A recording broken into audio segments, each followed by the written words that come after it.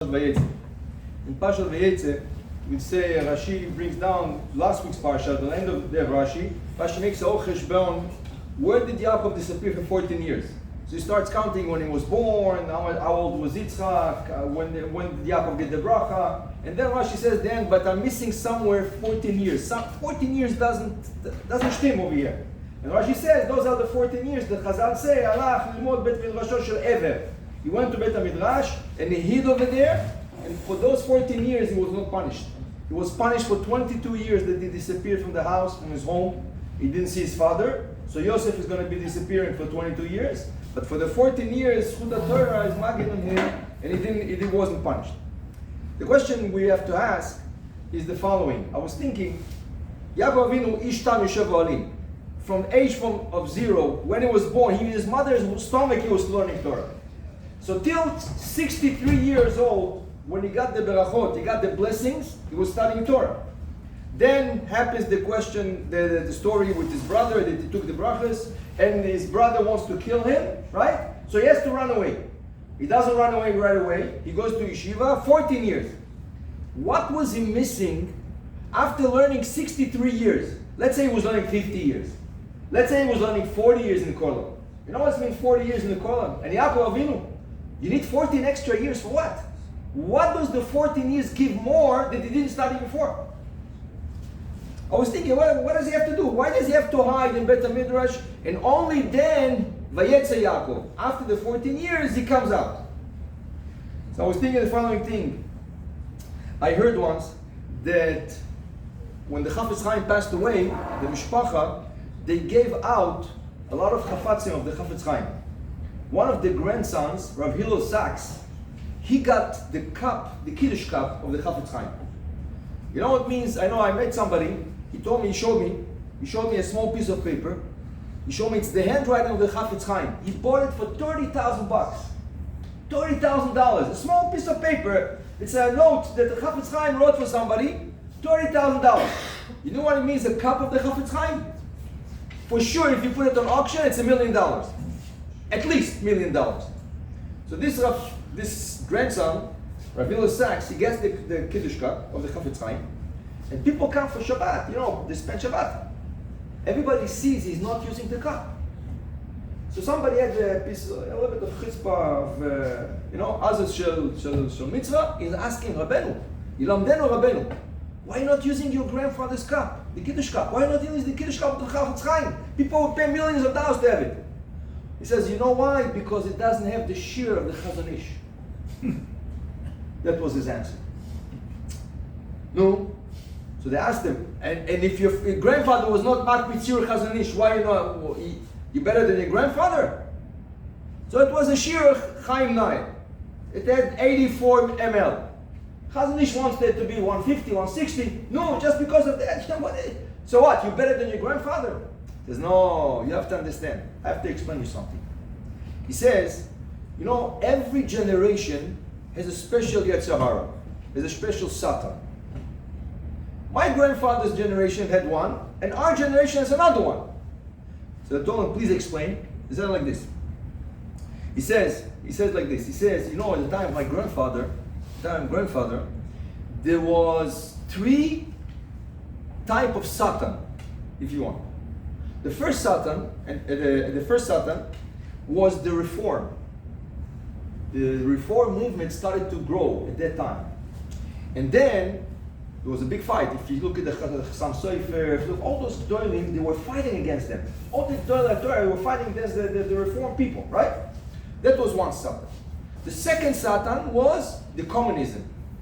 You had to fight the communists. In Russia and all those places, you even had to, it was dangerous. And the third one, he said the Zionist, Zionim.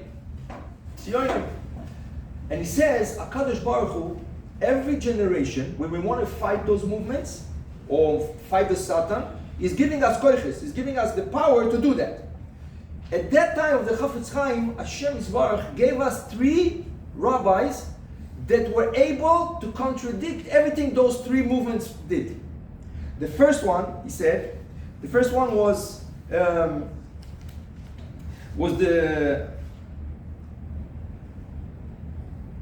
the Rav Simcha Zissel Ziv, the Saba Mikela.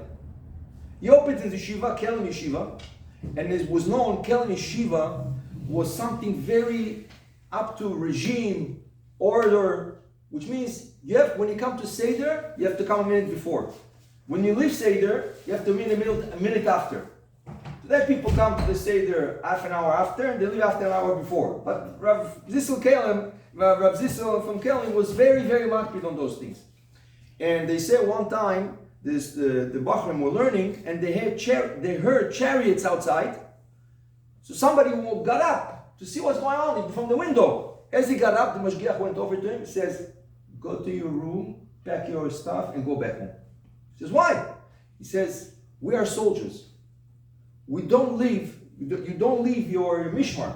If you're a soldier, you have to stay in your place. You cannot look what's going on the other side, right? What was the Reform movement?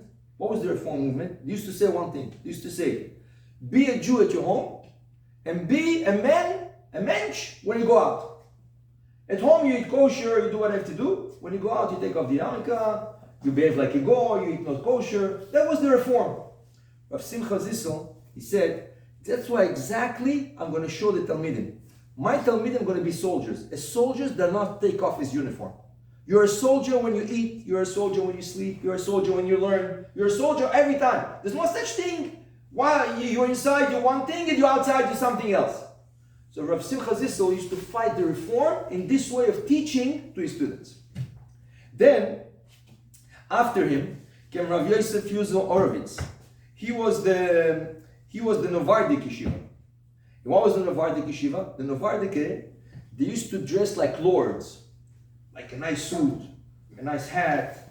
Their canes, they used to have canes with the head made out of silver. Really, when you look, any Bachar, it looked like a lord. Why? The Rav said, we are here to fight communism. What's communism? Communism is to fight the rich people, to take away their money. So, what did they do? They say everybody has to be equal. Equal of rights. But the problem is, the communists, what they used to do, they used to take from the rich and put it in their pocket. At least if you do like Robin Hood, you'll take the money and give it to the poor, something. But you're taking from the rich and you're keeping it on your own, right? So whenever they used to see rich people, they used to put them down. Says the Rav Yosef Yuzel Orovitz, he says, we're going to be pumfakert. We're going to fight this idea, and we're going to show people Adam is Nezer Abriya, and Adam is like the crown of the creation. So he used to make his students dressed in a certain way, look like lords. He wanted them to be rich. Exactly what the communists didn't want. They didn't want to have rich people, and he was the opposite. Then came the Saba Mislabotka. Slabotka was a completely different idea. Rav Yosef Natan Tzvi. Rav Yosef Natan Tzvi's idea was, you have to be a shafel. You have to really feel like Vanochi Afar Va'efer. They say that on his students, they used to walk into a pharmacy, example. They used to walk into a pharmacy and ask the pharmacist, do you have nails for sale? This is not a Home Depot, it's not a hardware store. And people used to hear it. It says, this is what you learn in yeshiva. You have no musag what it means, a pharmacy. You come here to buy nails. And they used to make fun of them. They wanted exactly that. The people should make fun of them. They should feel like low. This was the shita. Why? Because they wanted to fight the Tzionim. Right? What did Tzionim say? Liotam chofshi be'artzenu. We can do whatever we want. Adam is shuffle. You have to be shuffle. Right? If you feel this gaiva, that's why you were liotam chofshi. There was one rabbi. He was in a big atzeret, mesiba, and at the end of the mesiba, they started to sing the tikva. So, they're always looking for the rabbis, what they do. So one person looked at him and he said, he's not singing the tikva. So he went over to him and said, Rabbeinu, this is Eretz Yisrael, this is liot artzeinu. Why are you not singing the tikva? He says, listen to me, if they change one word, I just want them to change one word in the tikva, and I'm going to sing it. So what word? He says, don't sing Liotam Chofshi Be'artzen. Liotam Dati. We're here to be religious. We're here to practice. Lo Chofshi. Maze Chofshi. What do you mean Chofshi? You can eat treif. You can do what you want. Right? I'm not singing such things. Right? Says Rabbi Sachs, those three rabbis came and like they put walls to protect Am Yisrael, right? But he says at the time of the 50 years later, after the Chafetz Chaim, right? After the Chafetz Chaim, 50 years later, there was the Satan took a new hat. What's the new hat of the Satan 50 years later? He brought hefker to the world. Akol mutar, everything is allowed. You can do whatever you want. You can say whatever you want, freedom of speech. You can eat whatever you want. Hefker. The Chazon Ish was here. Hashem brought the Chazon Ish to our generation, means a little bit before our generation, to fight hefkerism. What do you mean hefker? You do it. So the Chazon Ish comes with all the chumras. This chumrah and this chumrah. He says all the eggs became smaller, so you have to double up the eggs. He says Ilchos Pesach, Ilchos Shabbos. So many chumras of Chazon Ish, right? Shehiyah, Atmana, so many. Why? Why so many chumras? Look at the opposite. Rabbi Yosef is just the coolest. And the Chazon Ish is the Chumash. No, because the Chazon Ish had to fight something else. He had to fight the Hefker Welt. And the way to fight the Hefker Welt is only with Chumash. This is the one, you protect yourself. So you build a Choma, you build like a wall around you. This was with the Chumash of the Chazon Ish. Says Rabbi Sachs, you understand now why I don't use my grandfather's cup? The reason I don't use my grandfather's cup is because it doesn't have the shir of Chazon Ish. We're living in a period of time, everything is hefker. And to fight this hefker, we have to follow the Chazon Ish Shita. This was like 50, 60 years ago. For sure in our time, we have new Eretz Sahara, we have new Satans, so there's new Rabbanim, there's new things. Coming back to our original question, and with this we'll finish. Why did Yaakov Avinu have to go 14 years extra to the yeshiva? Wasn't enough 50 years, 60 years in learning? He had 14 years. What is it going to give you 14 years? The 14 years were a different Torah. What was the different Torah? Till now he's sitting with his father, Yitzchak, learning Bechavrusa by himself. He was in Eretz Yisrael. Everything was good. He's going to Haran now. And he's going to meet the most dangerous man in the world. A Ramai, a Shakran. He's not scared to sell his daughters. He's not scared to steal from his son-in-law, from his daughters, right? Look, after 14 years, look at the Parsha, what's going on. After 7 years, he's working so hard. He's stealing his wife. He's switching the wives. As much as he was trying to be careful, it didn't help him. What's the reaction of Yaakov the next day? Lama zeri mitani. Why did you cheat me? Look how calm he says that. Lama zeri mitani. And he goes on. And not only that, he's proposing, you know what? I'll give you another 7 years for Rachel. Tell him I'll give you another month, another week, but 7 years you're giving him. This was what he learned. You know what? He cheated you, he did something wrong to you, you have to stay calm. You have to go al pi Torah, Torah. What's the Torah says? You don't get nervous.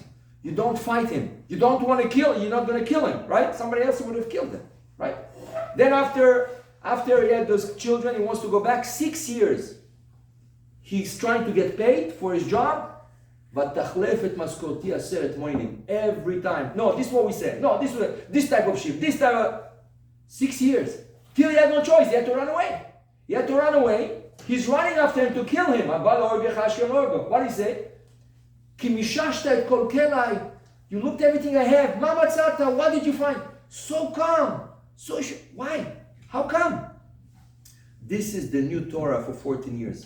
He had to go 14 years to learn a new Torah. How do you deal with cheaters? How do you deal with people not honest, right? Today, everybody's telling you, oh, he cheated me. So, I'm going to have Ma'aganav Patur. They didn't read the other part of the things. Agonev Ma'aganav is a Mishnah, right? Agonev Ma'aganav Patur from what? Mitashlum Kefel. But it's not allowed to steal from her. So people stop the Mishnah, It's like people say, Lo Tirtzach. So when a person kills, say, why you kill? It says Lo Tirtzach. No, doesn't say that. It says Lo Tirtzach. People, Hefker. Everything is Hefker. People explain the way they want. People tell you whatever they want. And this is the generation we live in. And so that takes a special Torah. So the more we learn, the more we'll be able to build the walls around us and let Hashem be protected. Shabbos.